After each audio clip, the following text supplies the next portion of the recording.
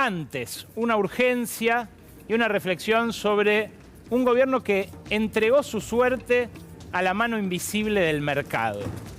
La epidemia de dengue, el récord de muertes, el récord de infecciones registrado en esta última temporada, no hizo más que exponer hasta qué punto es frágil la suerte de un gobierno que se encomienda solamente a esa mano invisible. La mano invisible, evidentemente, no les acertó a los mosquitos y nos encontramos la semana pasada con que no solamente no había vacuna, que sí hay en otros países de la región, sino que tampoco había repelente. Claro, el gobierno, a poco de haber derogado por decreto todas las herramientas que le permitían, por lo menos, intentar proveer un bien crítico como el repelente a la población a un precio razonable en una emergencia, decidió dar marcha atrás en toda la línea. ¿Y qué hizo? Impuso un límite casi a la venezolana de 2 repelentes por persona en los supermercados. Claro, esto lo anunció informalmente el viernes por la tarde y en realidad mucha aplicación no va a tener porque en los supermercados no hay repelentes. No solamente en las góndolas no hay, que es donde dice que va a haber un límite de 2 por persona, por comprador. Tampoco hay en los centros de abastecimiento, por lo que pude averiguar, con lo cual ni se gasten en las góndolas de supermercados, no va a haber este repelente que están viendo, no va a haber de las otras marcas tampoco, hasta por lo menos dentro de 2 semanas, con suerte, y todo sujeto a los vaivenes de la meteorología. Ahora, Luis Caputo, el ministro de Economía, intentó explicar al anochecer del viernes las razones de la escasez. Escúchalo. Todo el mundo necesita repelente porque hay dengue, porque hay mosquitos, qué sé yo. No están los repelentes. Bueno, ese, si querés, no es para mí en ese sentido el mejor ejemplo porque ahí hay un shock de demanda. De demanda. Sí, hay un shock de demanda, entonces, bueno, digamos, no hay, la oferta no puede reaccionar tan rápidamente como reaccionó la demanda. Qué bueno, ¿no? Un ministro que nos explica que en un pico, en un brote de una enfermedad que transmiten los mosquitos, se produce un pico de demanda del repelente. Claro, lo que uno esperaría es que nos explique cómo va a ser para que la oferta compense esa demanda o al menos para intentar paliar la emergencia. Bueno, el viernes hubo una reunión con las empresas que comercializan repelentes en la Argentina. Una de ellas es la más grande, es una multinacional de origen estadounidense que concentra el 80% del mercado. Se llama SC Johnson y fue ahí junto con un par de pymes locales, Algabo y Queruclor un poco más grande, Algabo un poco más pequeña, que producen localmente marcas que le compiten a la marca líder.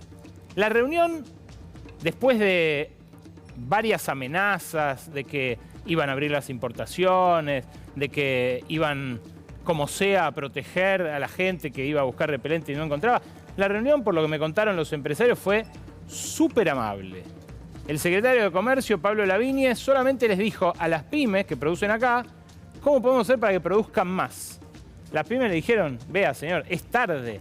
Debimos haber tenido insumos hace 3, 4 semanas para poder escalar la producción. Todo lo que podemos, lo que traemos en avión, lo estamos manufacturando en la Argentina para venderlo. Claro, traen el activo químico de China y acá lo trabajan, lo envasan y lo comercializan. Ahora, lo concreto es que la empresa líder, la que maneja el mercado, la que tiene una posición dominante en el mercado, se durmió. No importó lo que tenía que importar. Ahora lo vas a ver porque tenemos datos exclusivos vinculados a esto.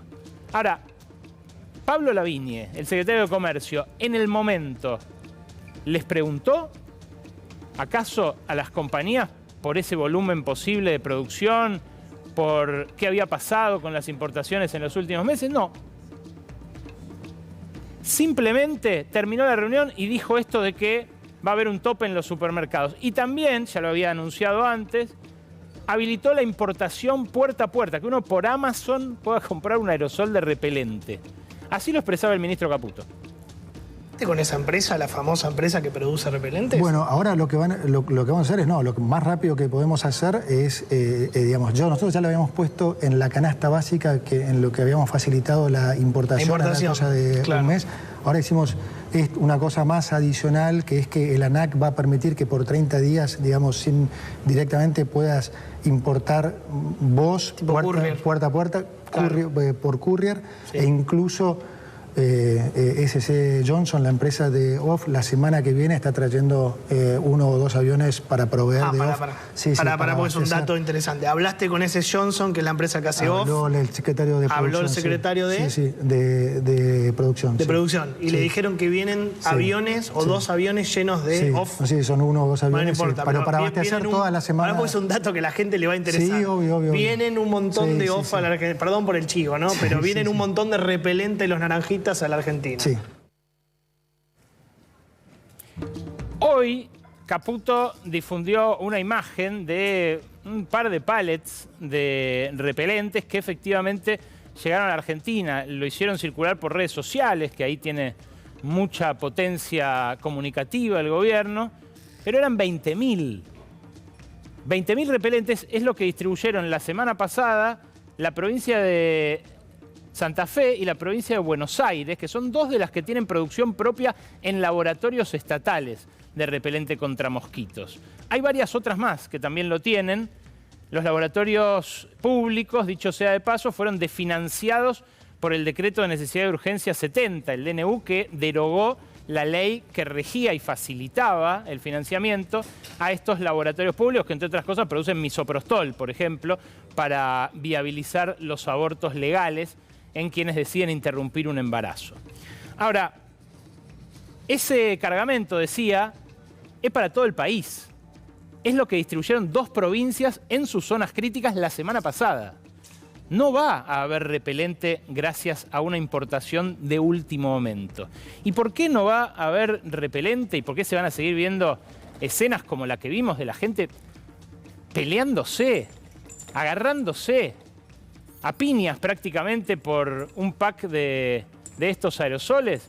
Bueno, básicamente porque las empresas creyeron que tenían un stock suficiente para afrontar el pico. Un pico, dicho sea de paso, epidemiológico, que ya se veía venir en octubre y en noviembre del año pasado. Fíjate este cuadro que les voy a mostrar ahora. Si lo hubiera tenido en su poder, si hubiera tenido un Estado inteligente detrás, Pablo Lavinia, el secretario de Comercio, podría haberle preguntado a la empresa que monopoliza el sector por esto. Estas son las importaciones totales de esta compañía, SC Johnson, mes a mes, desde enero del año pasado. Fíjense, no importa los montos incluyen otras cosas, no solamente los repelentes, ahora vamos solo a repelentes, pero fíjense ustedes cómo el pico de importaciones se da hacia mitad del año pasado, agosto, septiembre, momentos en los cuales era muy difícil conseguir divisas, se las arreglaron para conseguir divisas de aquel Banco Central en problemas, el de Miguel Pese. Y después, en noviembre, diciembre, enero y febrero, el monto de importaciones de esta compañía cae. El OFF lo traen de Brasil, ya envasado, ya empaquetado. Fíjense, los que tengan la suerte de tener, que ahí dice, hecho en Brasil, importado por bla, bla, bla. Son datos aduaneros a los que accedimos nosotros, que procesan varias bases de datos con información en tiempo real de lo que trae cada compañía en cada ítem del nomenclador. Y si hilás más finito, te acercás a la siguiente placa, que son las importaciones específicamente de 2 marcas, Fuji y Raid. Yo voy a mencionar las marcas porque hacen a un tema de interés público, a la salud pública en este caso, y porque son todas marcas de la misma multinacional. La misma que produce OFF, produce Fuji y produce Raid, o sea, compite consigo misma. ¿Qué pasó con los datos aduaneros específicos de esos ítems del nomenclador? Fíjense, venían importando muy poco durante el año pasado, pegan un pico en el invierno, probablemente la logística de la multinacional tenga una planificación en el invierno para lo que pasa después en el verano, y después ese pico se desploma. Se desploma en septiembre, se desploma en octubre, se desploma en noviembre, pero fíjense lo que pasa con Milei. Cae más todavía, a un mínimo que no había tocado ni siquiera en enero del año pasado, en plena sequía y en plena conflictividad de las empresas con el Banco Central, que no les daba los dólares para importar.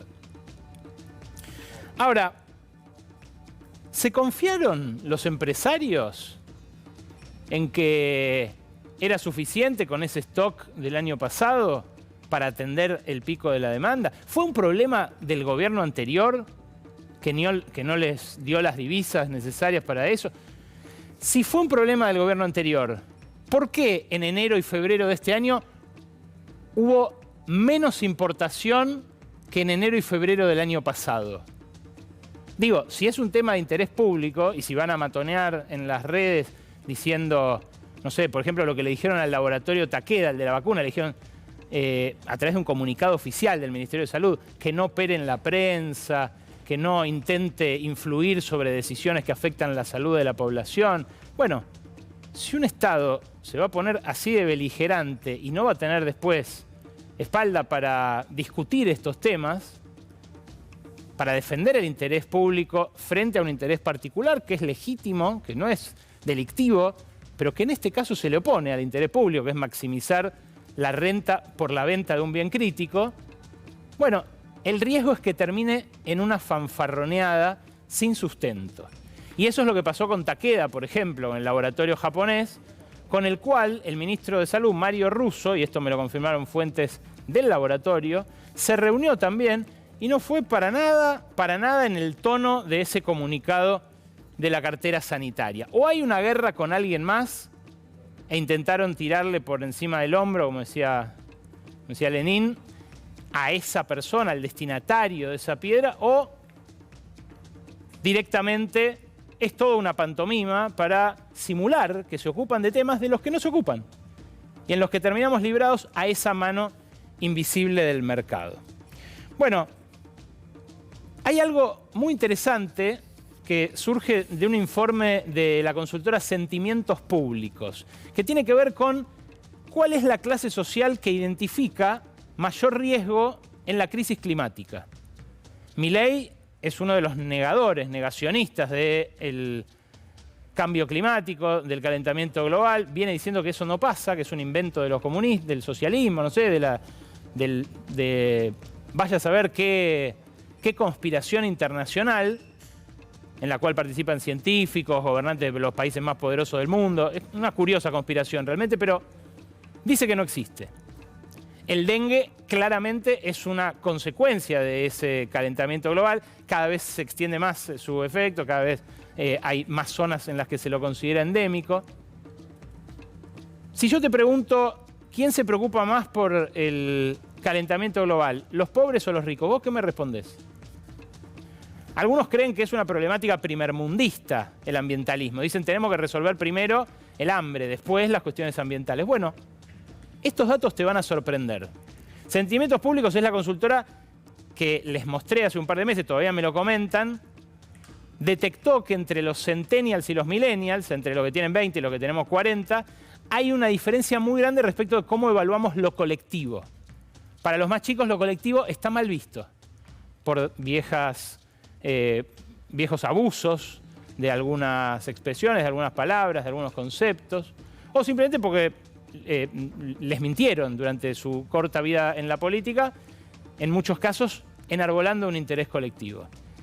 Ahora, esta base de datos de Sentimientos Públicos que pregunta por internet a miles de personas, también recorta por clase social y les hizo esta misma pregunta a 3 clases sociales.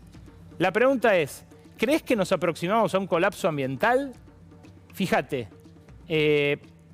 esto es en el sector alto. Casi el 20% de las respuestas del sector de socioeconómico alto es que no nos aproximamos a un colapso ambiental. Y casi un 30% dice sí, pero no lo voy a ver mientras viva. Fíjate en los sectores medios cómo cambian las proporciones.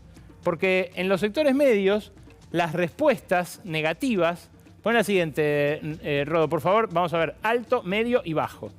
Las negativas son la mitad. O sea, los que dicen no hay ningún colapso ambiental al que nos estemos aproximando son la mitad que entre los más ricos. Y los que dicen sí, pero no lo voy a ver mientras viva, son menos, son 24% en vez de casi 30%. Fíjate lo que pasa en los sectores bajos. En los sectores bajos, paradójicamente, es donde más preocupación hay por lo ambiental. Un 6,9% solamente dice no nos aproximamos a un colapso ambiental. Y francamente, cuando uno ve a quién afecta más proporcionalmente el dengue, entiende esta respuesta. Cuando uno ve a quién afectan las inundaciones, entiende esta respuesta. Cuando uno ve a quiénes afectan los calores extremos o los fríos extremos, también entiende esta respuesta. Claro, es el Estado retirándose del rol de garante de la salud pública en este caso, y claro, cuando se retira el Estado, que rige la ley de la selva. Acá está el nombre de nuestro programa, por eso, después de tantos años de brotes verdes, decidimos este rebranding. Ahora, el Estado se retira del rol de garante de la salud pública y también se retira del rol de árbitro de la puja distributiva. O más bien, me enmiendo, no se retira. Adopta un rol de referí bombero de la puja distributiva. El ministro Caputo, en esa misma entrevista, dijo algo sobre la paritaria de camioneros. Esto que vas a escuchar ahora. No vamos a homologar eso porque tiene que tener... No, obvio que no, porque tiene que tener una lógica la paritaria. Así como no se meten tanto los precios, a mí me gustaría que no se metan los salarios. Pero vamos a lo legal, quiero decir. No, lo legal, tenés razón. Julio Cordero, claro, él tiene que homologarla. Si me decís, es razonable que la Secretaría de Trabajo homologue o no, es un buen punto. Ahora, asumiendo que Julio tiene que hacer eso, lo tiene que hacer. Entonces lo va a hacer en tanto que le parezca razonable. Bueno, pero la decisión si él homologa 25% de suba en febrero, cuando la inflación fue del 13%, 20% en marzo, cuando la inflación va a ser 10%. Bueno, el próximo que venga, entonces te va a decir, yo también quiero, a mí dame 30 en abril, a mí dame 40 en mayo.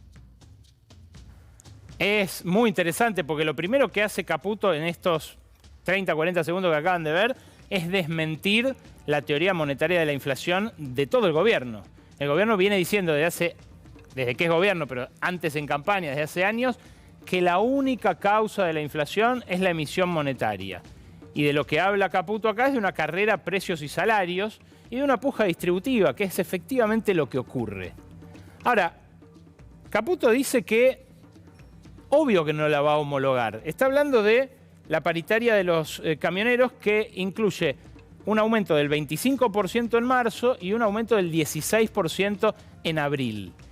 Y es cierto, el 25% de marzo va a ser más que la inflación, que va a rondar el 12, 13, quizás 13 y algo por ciento. El 16% de abril quizás también supere la inflación de abril, que todavía obviamente no conocemos. Ahora, los camioneros tuvieron en el último trimestre de 2023 un aumento del 14,4%, muy lejos del 53,3% que hubo de inflación en el mismo periodo. O sea, este aumento, esta recomposición, viene a compensar parte del poder adquisitivo salarial perdido por un sector de trabajadores que gana bien, pero que viene castigado en los últimos meses. Claro, dice Caputo que no la va a homologar porque después va a venir otro que le va a pedir más. Primero, para que otro sector pacte una paritaria por encima de la inflación, tendría que haber un empresario que acepte pagarlo, como aceptaron los empleadores del transporte de cargas. Pero además, para no homologar, para rechazar una paritaria ya firmada, repito, libremente por empresarios y empleados de un sector, tiene que probar, al menos según la ley 14.250, que si se homologa, ese aumento va a afectar el interés público, que va a violar normas, los leo textual de la ley, si viola normas de orden público o si afecta el interés general. Esto lo dice el artículo 4 de la ley 14.250 que destacó Luis Campos, un especialista en el sector laboral que viene siguiendo estos temas muy en detalle. La Secretaría de Trabajo no se puede tomar todo el tiempo que quiera para homologar un acuerdo. Tiene 30 días. Vencido ese plazo, se considera que está homologado tácitamente. Y si no quiere homologarlo el gobierno, lo tiene que rechazar. Cosa que hace muchos años que no ocurre y que además tiene que fundamentar en virtud de lo que dice ese artículo de esa ley. Dado que los camioneros ya perdieron y ahora van a recuperar, lo que pone de manifiesto esta negativa a homologar una paritaria es que el objetivo del gobierno es deliberadamente licuar los salarios, que no es solamente un efecto no deseado de la política antiinflacionaria o de la política de estabilización. No. Caputo está diciendo de manera explícita que todos los precios son libres, menos uno, el que menos subió, el que más sufrió en estos últimos meses, que es el sueldo. El que más sufrió en los últimos años, además, que es el sueldo. Lo venimos viendo. De hecho, en este gráfico lo ven gobierno por gobierno. Acá tienen la evolución del salario real, privado, formal, por gobierno. Tienen la estabilidad de los 90, la de la Rúa, el desplome dualdista, con la devaluación, que lógicamente, dado que fue la explosión de la convertibilidad, tiene que ser analizado junto con ese periodo de estabilidad baja. Luego, la recuperación del kirchnerismo, que apenas llegó con el primer kirchnerismo a superar el nivel de la convertibilidad, pero que después siguió subiendo, se estancó en el último cuatrienio del kirchnerismo. Con Macri cayó cerca de un 20%, con Alberto Fernández arrancó parejo y terminó perdiendo otro 10%, y se desplomó ahora violentamente en estos 100 y pico de días de Javier Milei. La ley no le indica que tenga que frenar los sueldos. Sí le indicaba, por ejemplo, que tenía que administrar los aumentos de algunos precios sensibles, como la educación privada, más bien la educación de gestión privada, las cuotas de los colegios, y la salud privada, las prepagas. Esas dos regulaciones fueron barridas también por el decreto de necesidad de urgencia 70, que, como te decía antes, barrió con todas las herramientas que habrían permitido al menos intentar abastecer de repelentes. También barrió con la ley que financiaba los laboratorios públicos, que podrían reemplazar ese repelente importado en la emergencia, como se hizo durante la pandemia con los insumos críticos, los camisolines, las cofias, los barbijos, incluso los respiradores que se hicieron acá en la Argentina. Ahora, Caputo a las prepagas les advirtió en esa misma entrevista que veían recién el viernes, que estaban subiendo mucho, y hoy, mirá lo que tuiteó sobre ellas. Hoy Caputo, el ministro de Economía, dijo que las prepagas le declararon la guerra a la clase media. Acá lo tenés. Las prepagas le están declarando la guerra a la clase media. Nosotros, desde el gobierno, vamos a hacer todo lo que esté a nuestro alcance para defender a esa clase media. Claro, lo que tenían al alcance, de hecho, era la regulación que barrió el DNU 70. Y eso lo corrieron deliberadamente.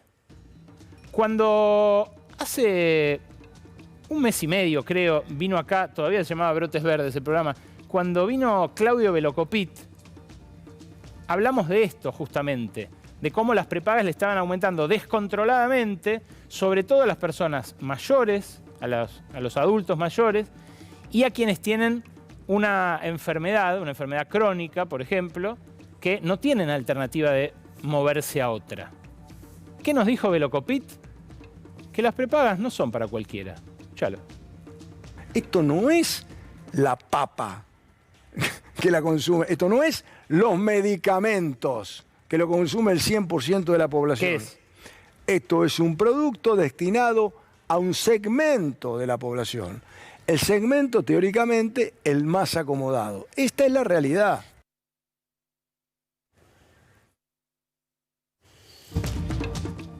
No es como la papa, dice Velocopit. Claro, después de este tuit que sacó Caputo hoy diciendo que las prepagas le declararon la guerra a la clase media, sacaron una comunicación colectiva, las cámaras que reúnen a las prepagas, diciendo que no van a entrar en polémicas públicas, que quieren una reunión con Caputo para explicarle por qué sus costos justifican estos aumentos.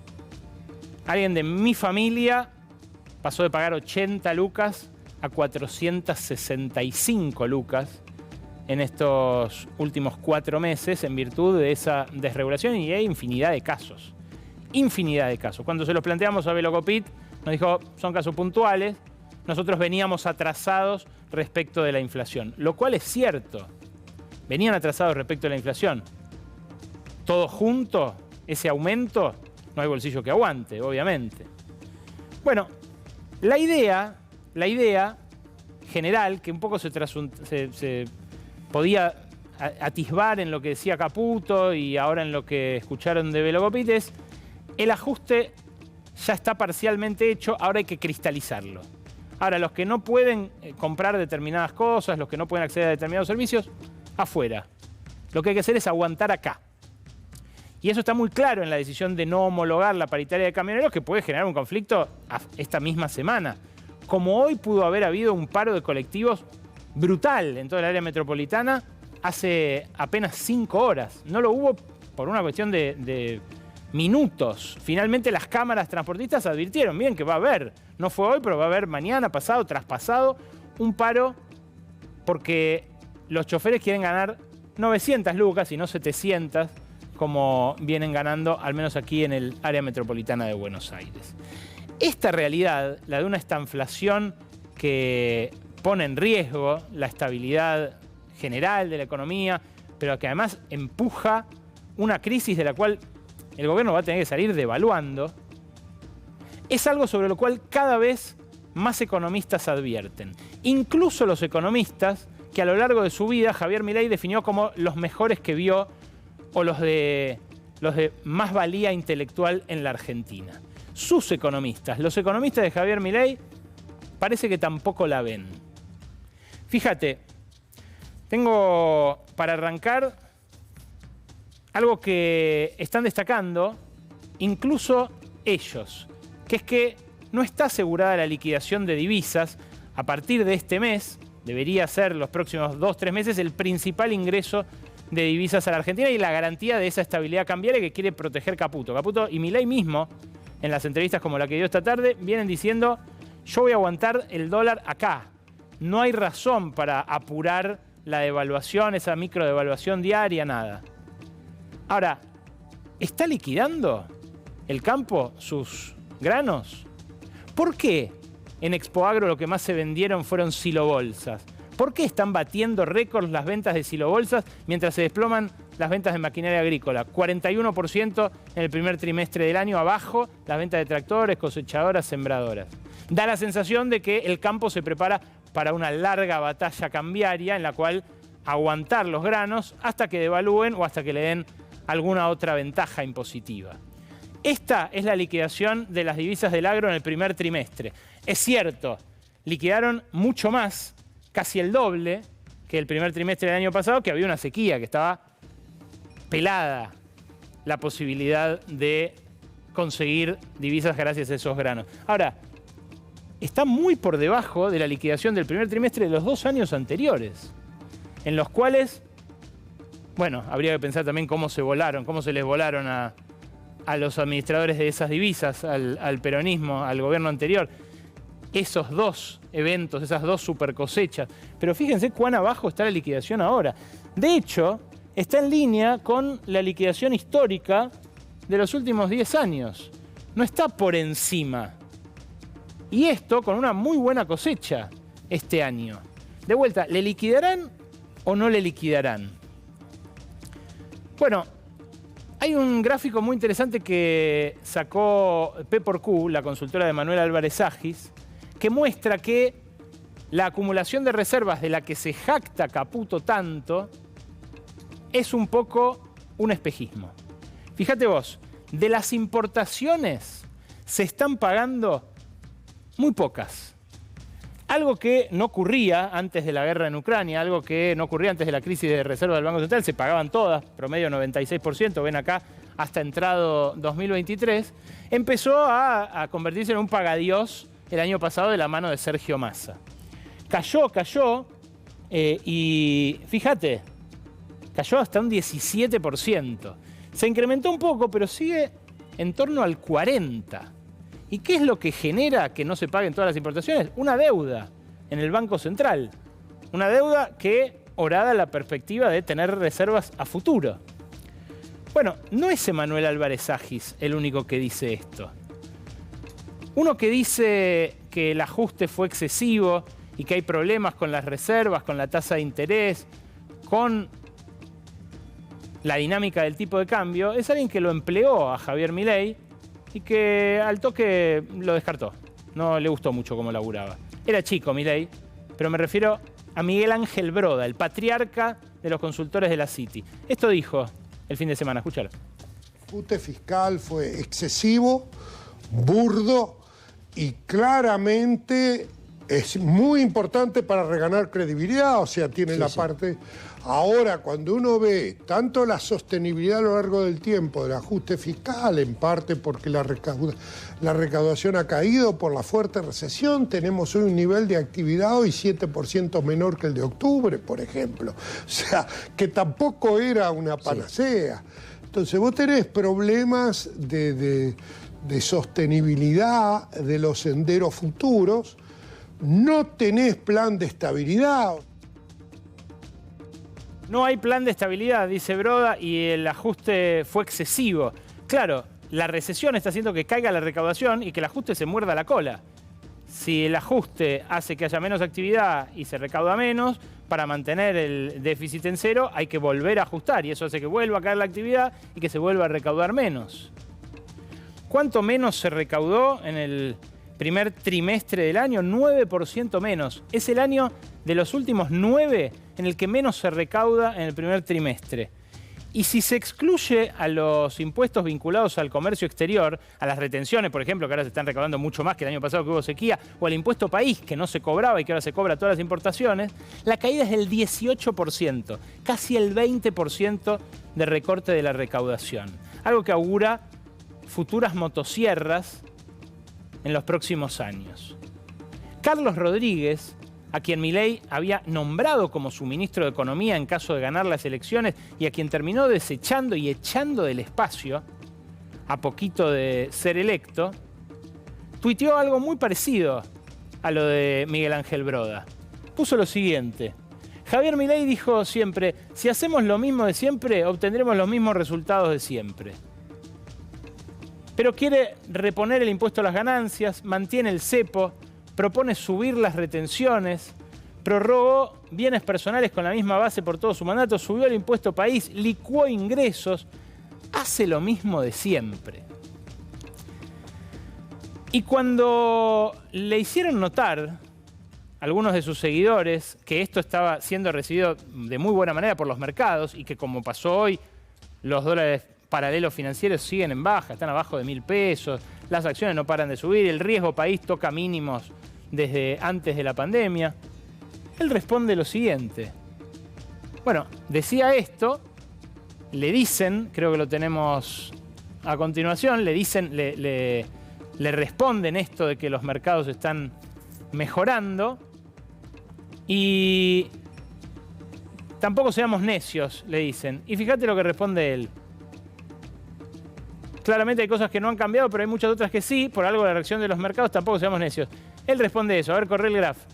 Los mercados están felices porque los jubilados les van a pagar los bonos. No lo dice Axel Kicillof, no lo dice un Juan Grabois, lo dice Carlos Rodríguez, rector de la Universidad del SEMA. Y, como les decía, candidato a ministro de Milei antes de ganar. Diego Giacomini, a quien ustedes escucharon acá, porque vino hace 3 semanas, fue el socio de Milei durante mucho tiempo, escribió 5 libros con él, conjuntamente, y publicó un informe que dice esto. Mirá. En lo que va del gobierno de Javier Milei, el Banco Central emitió 9 billones de pesos para comprar 11.000 millones de reservas brutas, de las cuales solo pudo quedarse 5.900 netas. O sea, se quedó con el 52% de las reservas que compró emitiendo base monetaria. A Giacomini le llama la atención lo mismo que a Carlos Rodríguez, lo mismo que a otros economistas heterodoxos, pero que en general son neutralizados en su crítica por esa condición de heterodoxos. ¿Por qué el Banco Central no se queda con todos los dólares que compra si las importaciones no se están pagando, como les mostraba antes, y se está endeudando por importaciones? ¿A quién van esos dólares? Van al pago de la deuda, que como les cuento acá reiteradamente, está incrementando muy brutalmente su peso en el presupuesto, porque está en dólares, porque eso no se licúa y porque no se renegoció tampoco. Ya gastó en enero más en deuda que en jubilaciones y pensiones el gobierno, por primera vez en la historia. Nunca había pasado eso. Ahora, eso explica también la fragilidad de este gráfico, que ahí están las compras y acá está la acumulación de reservas. De lo que compró el Banco Central solo se pudo quedar con el 52%, como destaca Giacomini. ¿Quién más le advirtió a Cavallo que se está pasando con el ajuste y que está generando una brutal recesión? Domingo Cavallo. Domingo Cavallo, que él dijo fue el mejor ministro de la historia, es el mejor economista de la historia. Fíjate lo que escribió en su blog. Puso en duda la salida del cepo a mitad de año, dijo que recién a fin de año puede llegar a pasar y advirtió a Milei por la recesión y por la inflación. Dijo, se ha entrado en una recesión profunda con niveles dramáticos y llamó a que el dólar suba a un ritmo más parecido al de la inflación. Para que haya un rebote en forma de V corta, un rebote fuerte, como el que todavía esperanza a mucha gente, que es lógico que se esperance porque necesitamos crecer en algún momento, ¿qué tiene que haber? ¿Qué tienen que hacer los empresarios para que una economía capitalista crezca? Invertir. Bueno, Giacomini destaca justamente esa falencia, porque en su último informe incluyó el ritmo de inversión real que mide Orlando Ferreres, otro ortodoxo, desde hace muchísimos años. Y fíjense ustedes, la escalerita descendente, no hace falta ver que eso es un porcentaje del PBI, la escalerita descendente de la inversión desde el año pasado, que tampoco fue un año especialmente brillante para la inversión. Para encontrar niveles inferiores de inversión hay que remontarse a la pandemia, justamente, cuando llegó a arañar el 10%. Es poquísimo, para los que no sepan, que una economía invierta el 10% de su PBI. Las que más crecen son las economías asiáticas, que invierten el 50% del PBI. Claro, no consumen. Ahí hay una discusión que la democracia se tiene que dar. Pero invirtiendo esto, seguro que no va a haber un rebote en forma de V corta. ¿Qué podría pasar para que haya inversión real? ¿Qué tendría que pasar para que haya inversión real? Tendría que haber oportunidades de negocios. Se tendría que vender algo, que es lo que cada vez parece va a pasar menos si el plan es deprimir los salarios a propósito. Claro, el plan de deprimir los salarios a propósito es para que frenen los precios. Pero entonces, ¿cómo viene la recuperación en forma de V corta? Porque muchas veces los gobiernos que se autoperciben como favorables a la inversión, en realidad son favorables a la timba financiera. El propio Orlando Ferreres tiene una medición de cuánto representó la inversión en porcentaje del PBI en cada gobierno. Y acá lo tienen. En el gobierno de Néstor Kirchner representó un 17,8%, que insisto, no es suficiente para un proceso de crecimiento sostenido, debería ser por lo menos 25%. En el de Cristina Fernández de Kirchner, 17,1%. En el segundo de Cristina, ya menos. En el de Macri, el de la lluvia de inversiones, el récord por la negativa. Y en el de Alberto Fernández, otra vez un 17,2%. Con Milei, ¿de cuánto será la inversión al cabo de su primer año? Porque, de vuelta, la industria está usando la mitad de su capacidad instalada. Venimos hablando de eso. Hay sectores como la automotriz que está usando un cuarto de su capacidad instalada. Para que se produzca un proceso inversor, además de oportunidades de negocios y además de que se venda algo, lo que tiene que haber es una capacidad instalada ya desbordada. Para que alguien quiera comprar una máquina y ponerla a funcionar, tienen que estar todas las demás máquinas ocupadas, no la mitad ociosas. ¿Qué aliciente habrá para que alguien invierta en la Argentina y genere un empleo en este contexto? Yo por lo menos, no lo veo. Pero los economistas de Milei parece que tampoco.